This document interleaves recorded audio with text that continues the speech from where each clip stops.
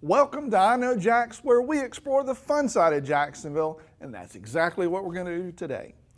Every week we do a new episode of I Know Jax that we air on CW17 Jacksonville, and we also upload it online to our website and YouTube channel, all for your viewing pleasure.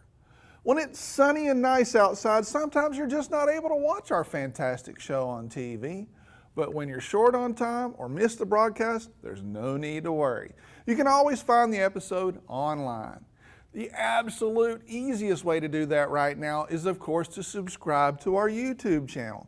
And soon I'll have the I Know Jax app ready for you as well. That will make the whole thing just so much easier. Now, I don't want to complain or anything, but being a small business has its challenges. I Know Jax is an independently produced show. That means we're not owned by some media conglomerate. We're independent, and that's how come I can decide what goes on the show, as long as I follow the rules. And for broadcast, there are quite a few rules. I even made a video about that, inspired by George Carlin's 7 words you can't say on television. Now, since I can't say it on television, you'll really have to just watch it online. Just look for it in our YouTube channel. That one will explain all the rules and regulations that surround our TV show, and it's a little bit funny too. But now I'm going to up my game because we're going to talk about something I love to talk about on television: craft beer.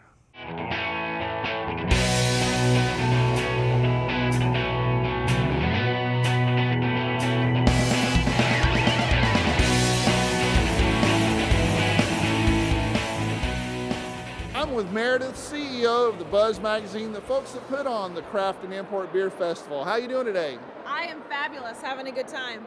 So tell me what you guys have done this year to eclipse last year. Well, it's hard to eclipse ourselves, but we have a special VIP section like we always do, but it's up on a different floor this year. We have the Guinness Perfect Pour contest this year. Of course, the live music we always do, all the good food and drink. So we keep just tweaking things slightly just to make the experience better, but it's good beer and good food and good entertainment. So give me the beer festival by the numbers. By the numbers, so we have over 350 types of beer. It's all craft and import beer, 40 different breweries. We have 5 of the local breweries here also, so representing our local community. And this year, about 5,000 to 6,000 people came through the doors, so it's a good time.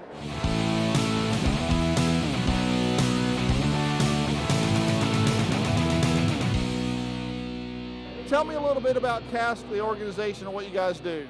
We're the Calford Ale Sharing Club. We're the local Jacksonville homebrew club here in town. We're just a bunch of guys that get together, brew our own beer, enjoy it, drink it, share it with everybody at festivals. So that's pretty much what we like to do for a hobby. What's trending in beer right now?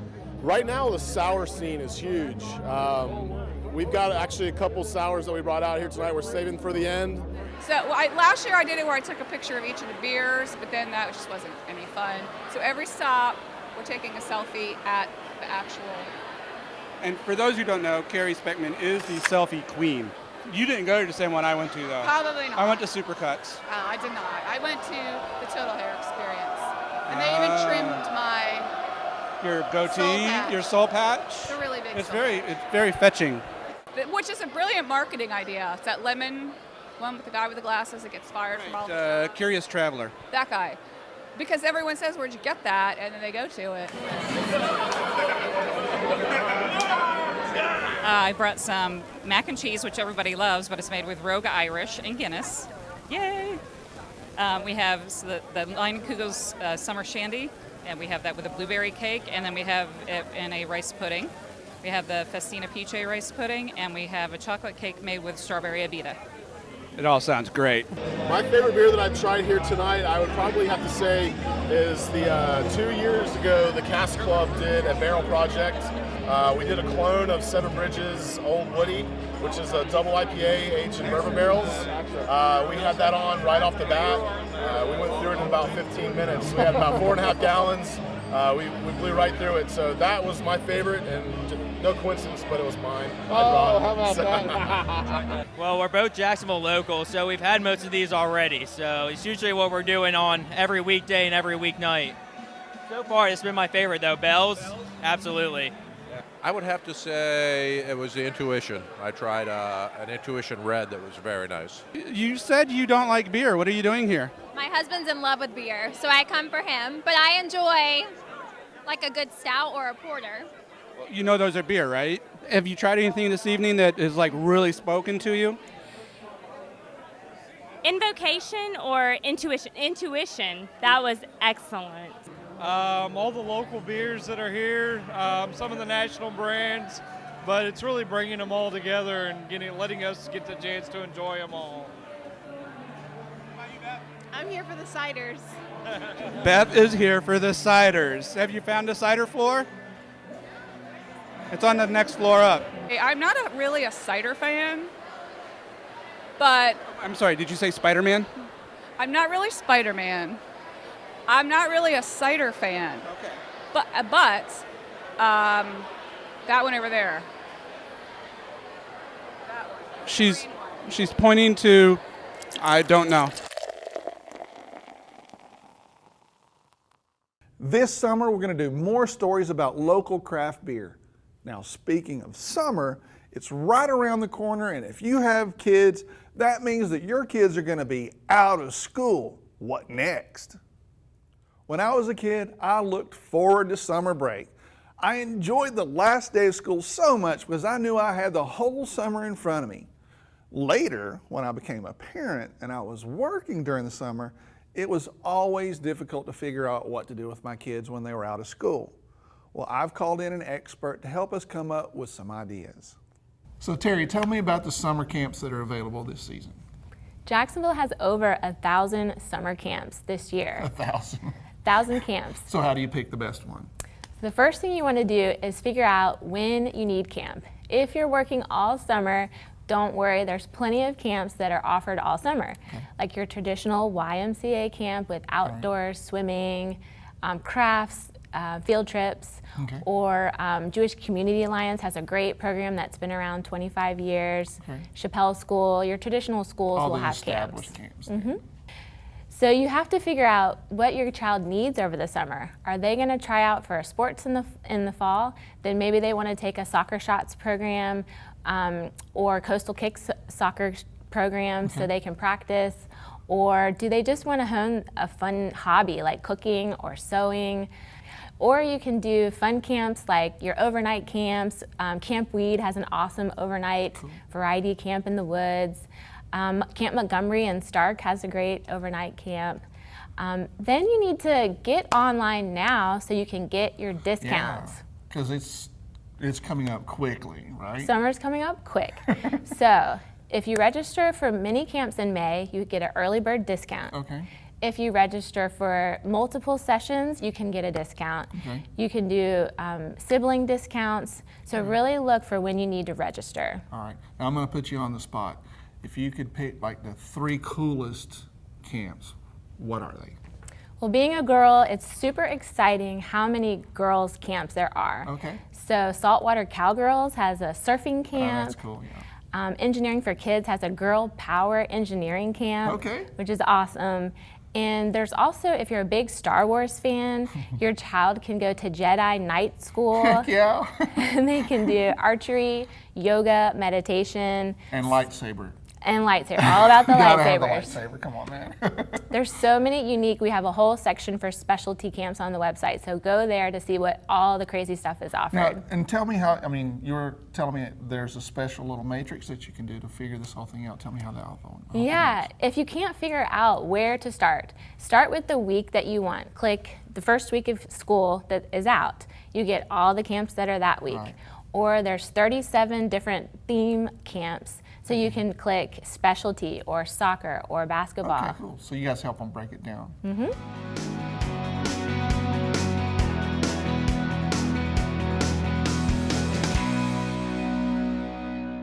Every weekday, I upload a little video with fun things to do in Jacksonville. You need to check that one out.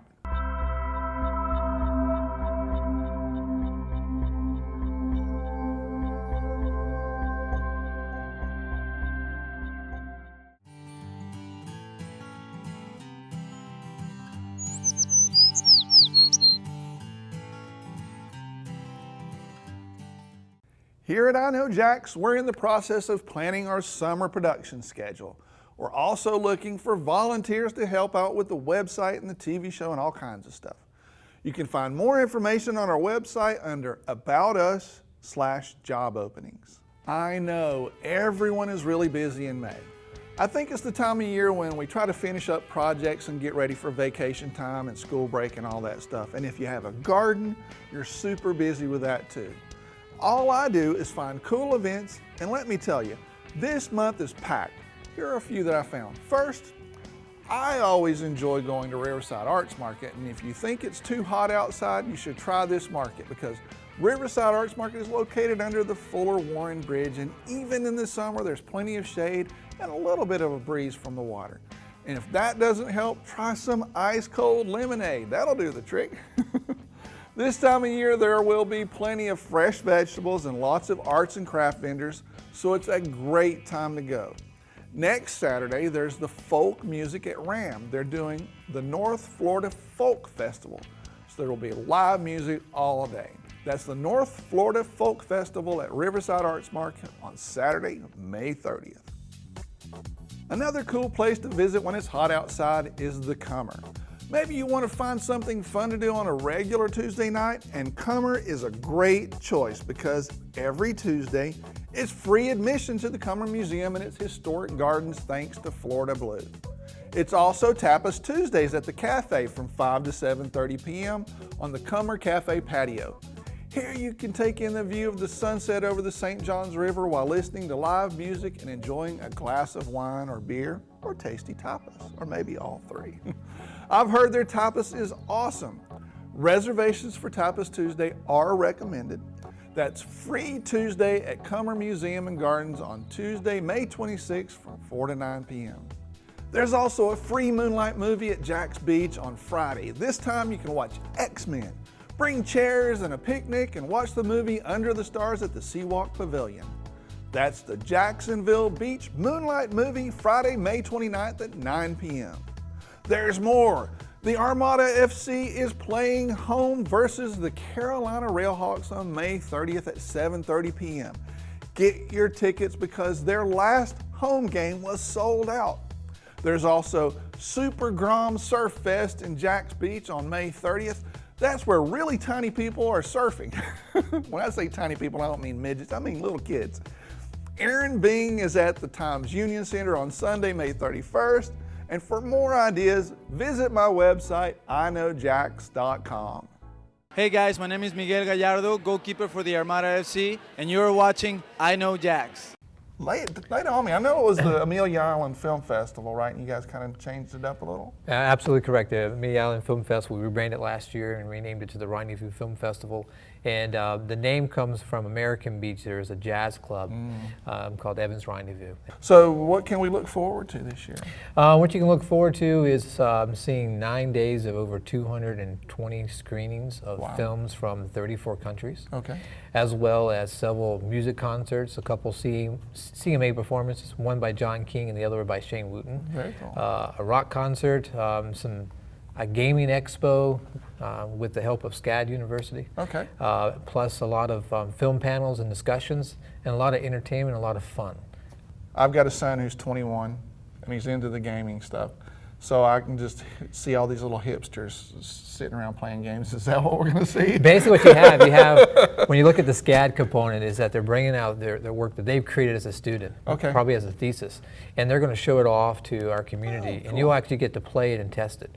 And the top 3 that the guests vote will receive a software deal. So that's very exciting to get that from our festival. If you're attending any events throughout the day, any film screening or film panels, it's $5. Oh, okay. If you're attending our premieres, and our premieres happen at 7 o'clock, which includes a wine tasting. Nice. Some of them have jazz music, some of them have an indie rock band. It's $10.